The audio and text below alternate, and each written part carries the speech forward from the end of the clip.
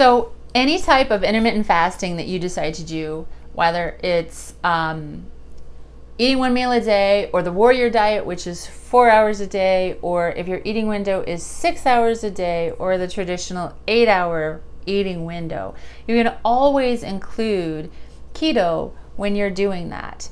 Obviously, for the reasons I stated in the previous lecture, keto is very healthy for you.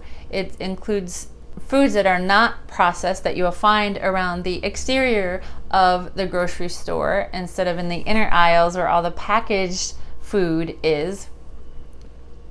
But your fruits and vegetables, your proteins, your nuts and seeds, your basically the foods, I always say the foods that our grandmothers would recognize.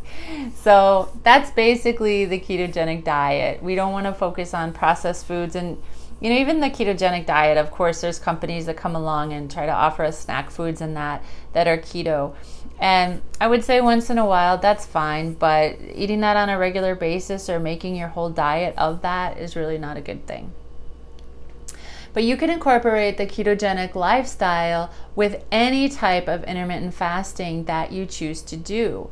And whatever you choose to do is great. You can experiment with it. You can play with it. That's the beauty of the intermittent fasting. And that's what I did and what I still continue to do today, because there are occasions where I will do OMAD and then I will do alternate day fasting, or I'll decide to do an extended fast, sometimes a 1-day fast, 2 days, 48-hour fast, or sometimes up to 5 days if I really feel that I want to do that for whatever reason, health-wise, spiritual, just cleansing out, whatever it is.